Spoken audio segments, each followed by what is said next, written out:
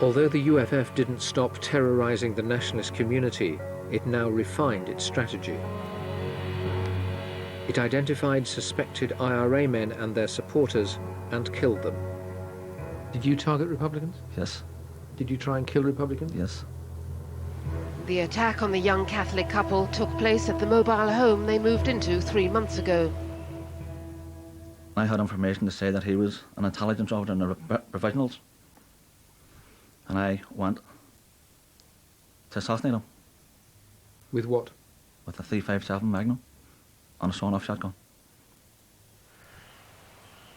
At least 2 terrorists fired 2 shots through a window and door, which was locked, after they tried to force their way in. As I opened the door, a shot come through the door and blasted me in the arm.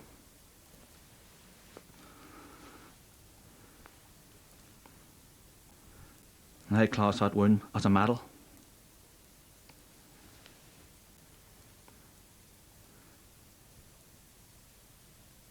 Bobby Philpott was sentenced to 15 years for attempted murder. There were many such attacks, with loyalists bursting into people's homes and shooting them dead, sometimes in front of their children. But the gunmen weren't operating alone. How were you able to target Republicans in the way that you did? Security forces information. Which branches of the security forces? All branches. RUC, Army, UDR. You're saying that the Army, the RUC and the UDR and the police assisted you in the targeting and killing of Republicans? And targeting. In targeting. You or the UFF did the killing? Yes. Intelligence documents were being leaked to the UFF. They identified IRA suspects. Well, I was getting documents day and daily. I was getting that many documents that I didn't know where to put them. What sort of documents? Montages and intelligence reports. Photos? Photos. What colour socks Republicans was wearing, what colour jumpers were they wearing, what sort of cars they drove, where they lived in different homes, which they regarded as safe houses. Could the UFF have done what it did without that degree of help from inside the security forces? No. In the 5 years from 1989, Loyalists killed 26 members of the IRA, Sinn Féin and their families. They also killed 120 Catholics who were not involved in the conflict.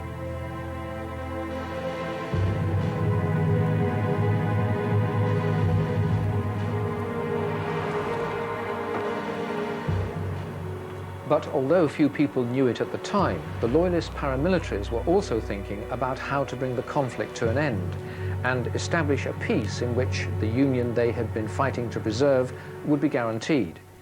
To do this, the UVF adopted a twin-track approach, killing and talking at the same time. The killing was done in public, the talking in secret.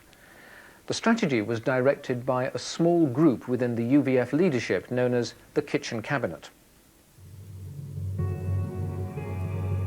A leading member of the cabinet was David Irvine, who developed his political ideas while serving an 11-year sentence for possession of explosives.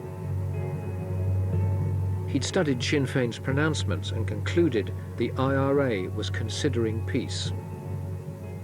That was the first glimmer that something was happening in the Provost. And that had to be followed up. It had to be reeled in. What's going on? Let's find out. And you had to respond?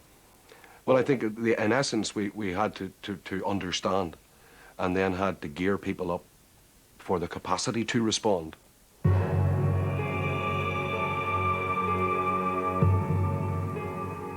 With Loyalists now out killing the IRA, there were secret moves in the UVF's inner sanctum to end the slaughter. The intermediary was, surprisingly, a Catholic trades unionist from Dublin, from a staunchly Republican background.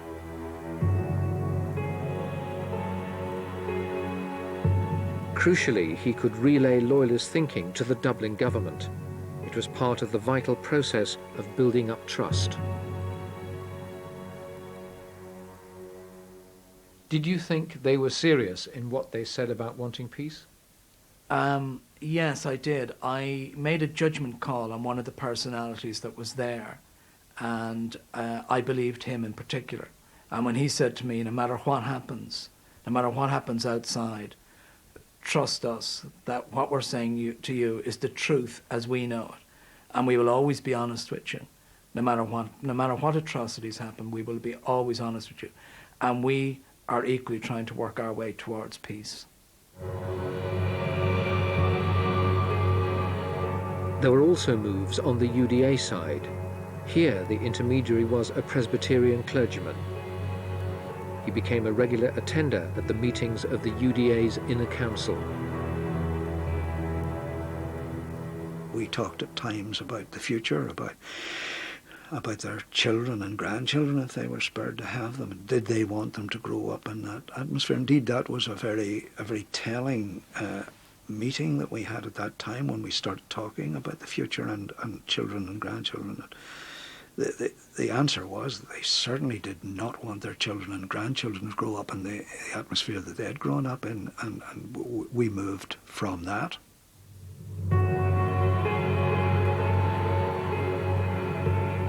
But to exercise the maximum influence, and with the British government too, it was necessary to go higher. Roy McGee enlisted the support of the most senior Protestant churchmen in Ireland. How did the paramilitary leaders you were talking to strike you? When I knew they were coming, I wasn't sure what I would see. I saw a group of men well groomed, well dressed, nervous, but most of all I saw a group of men who said, look, the time has come to talk. The time has come to see an alternative. But the tentative moves towards peace were torn apart when the IRA bombed a fish shop on the Shankill Road on a busy Saturday morning. The IRA claimed their target had been UFF leaders meeting upstairs. The office was empty. The fish shop was not. Billy McQuiston was in a pub nearby. It was just a merciful thud, and everybody automatically knew exactly what had happened. So everybody ran out the door, and as we ran out the door, you couldn't see in front of you with dust. So we ran up to the building, and people were scrambling, trying to dig in the rubble, and shouting, "Look, there's many people's in here, etc., and things like that." And there's women standing screaming and crying, and there was people walking about dazed, and it was just total and utter mayhem. The Shankill had not known such carnage since the early 70s. 9 Protestants were killed and one of the IRA bombers. Scores were injured.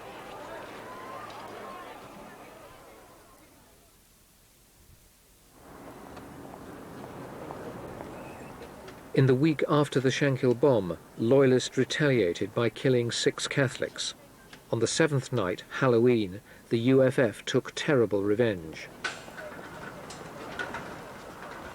Masked gunmen burst into a bar in the village of Greysteel, shouted "trick or treat" and opened fire. The UFF retaliated by walking into the Rising Sun pub in Greysteel and just shooting dead 7 innocent people. How did you react to that?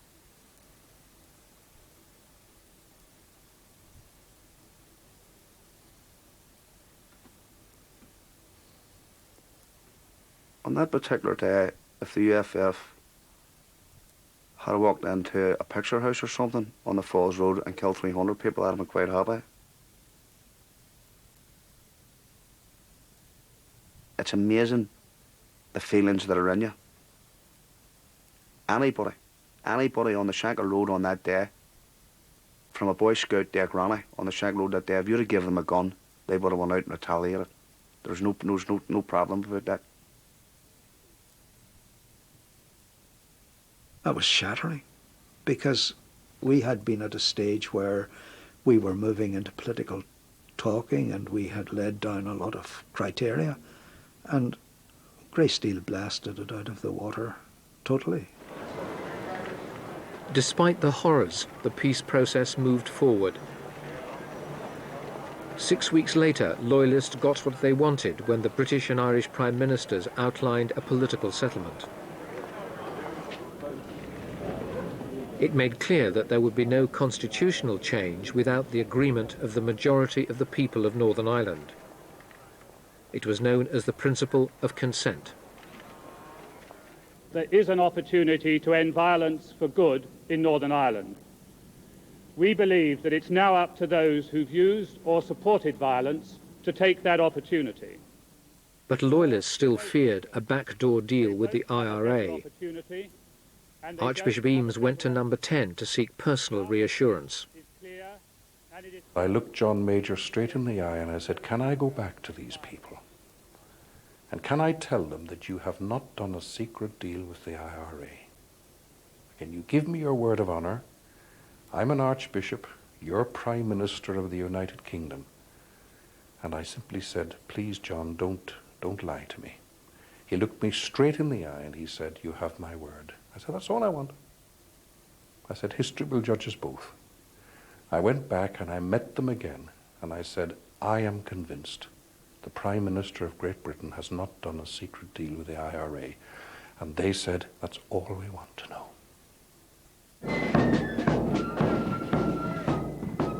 But another blow almost derailed the peace process. It came the following year after Republican gunmen shot dead a senior UVF commander, Trevor King. He was standing on the Shankill Road talking to two other men. They also died. Trevor King is commemorated every year. Roy McGee was nearby when the shooting happened. He was with the UVF at the time. You could see that the leadership of the UVF were quite naturally very, very broken and disturbed about the shooting of their colleague. And one could imagine that there would be reprisals of some description as a result of what had happened.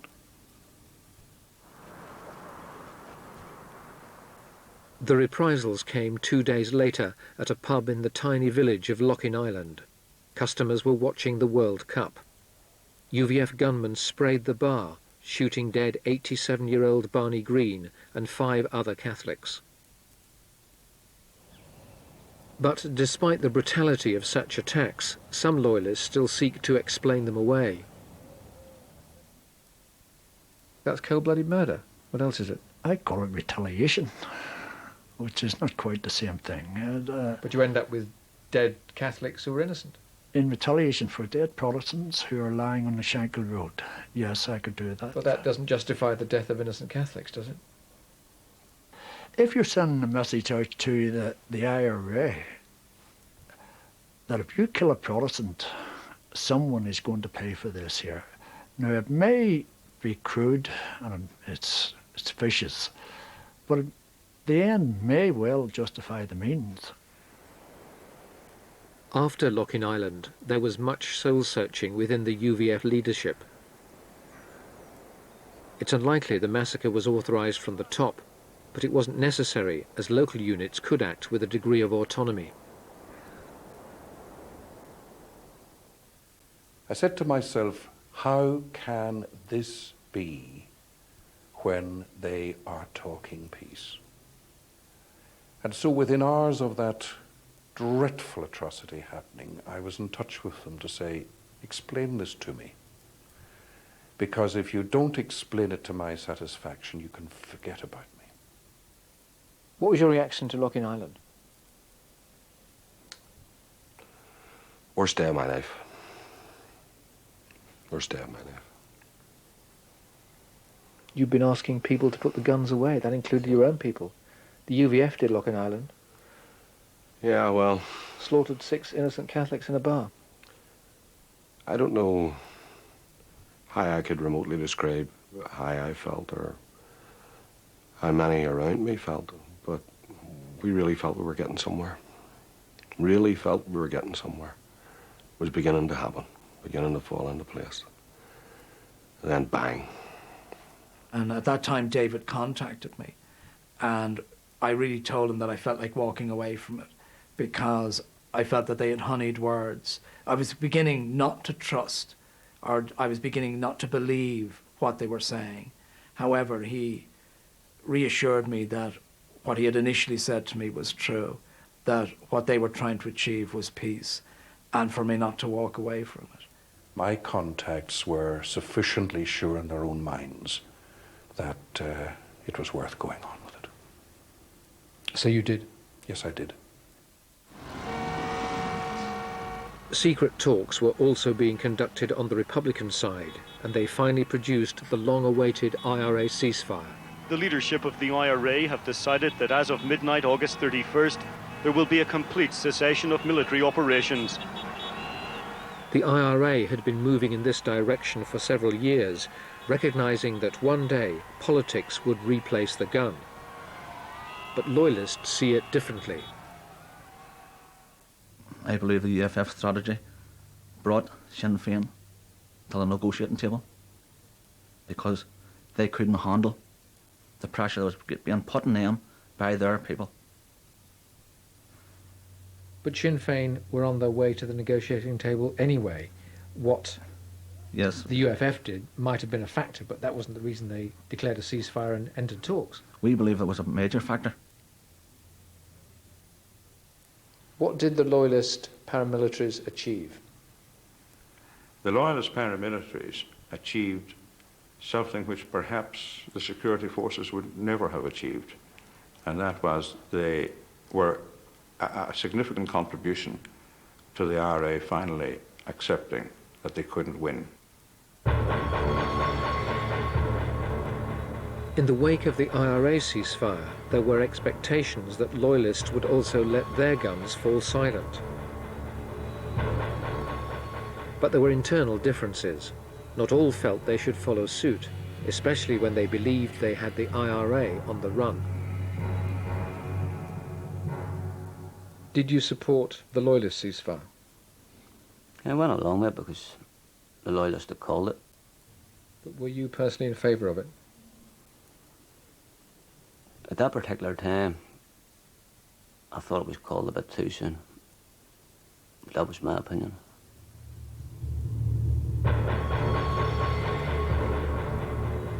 But the view that won the day was that it was now time for Loyalists to put their guns away. When I first joined the organisation, I joined the organisation because Republicans was attacking our communities.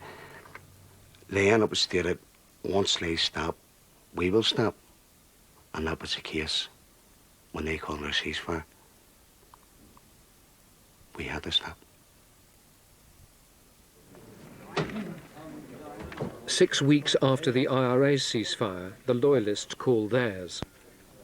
It was announced by the UVF veteran Gusty Spence. He'd been convicted of murder way back in 1966.